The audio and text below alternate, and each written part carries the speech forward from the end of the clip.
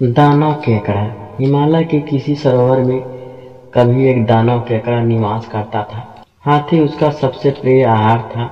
जब भी हाथी के झुंड उस सरोवर में पानी पीने अथवा जल क्रीड़ा करने के लिए आते तो उनमें से एक को वह अपना आहार अवश्य बनाता था।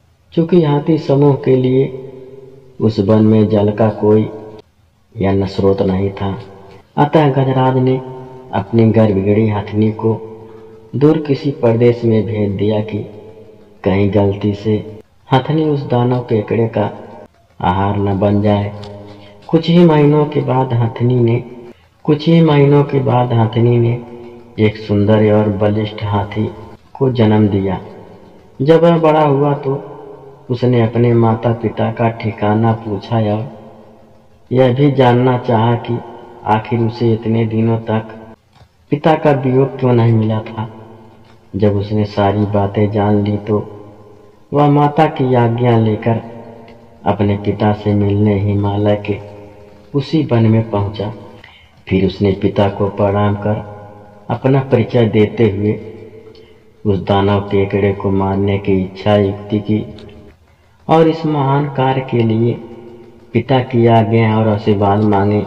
पिता ने पहले तो उसकी याचना ठुकरा दी, किंतु बार बार अनुरोध से उसने अपने पुत्र को परामर्श देने का अवसर दे ही दिया।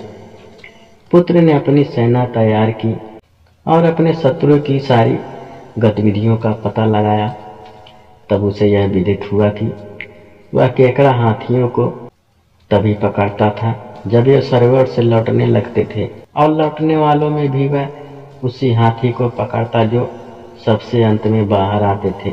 सूचनाओं के अनुकूल उसने अपनी योजना बताई और अपने साथियों के साथ सरोवर में पानी पीने के लिए प्रवेश किया। उस हाथियों ने उसकी प्रेयसी भी थी। जब सारे हाथी सरोवर से बाहर निकलने लगे तो वह जानबूझकर सबसे पीछे रह गया। तभी केकड़े ने उचित अवसर पर उसके पीछे पैर को इस प्रकार पकड़ा जैसे कि लोहार लोहे के एक पिंड को अपने चिमटे से पकड़ता है। हाथी ने जब अपना पैर खींचना चाहा तो वह टस से मस भी नहीं हो सका। घबराकर हाथी ने चिंघाड़ना शुरू किया, जिसे सुनकर हाथियों में भगदड़ मच गई। वे उसकी मदद को न आकर इधर उधर भाग खड़े हुए। हाथी ने अपनी प्रेयसी को पुकारा और उससे सहायता मांगी। प्रेयसी हाथी को सच्चे दिल से प्यार करती थी। तत्काल अपने प्रेमी को छुड़ाने के लिए उसके पास आई और केकड़े से कहा, तू है एक बहादुर केकड़ा, नहीं है तेरे जैसा दूसरा, हो यह गंगा या नर्मदा, नहीं है शक्तिशाली तेरे जैसा बंदा कोई।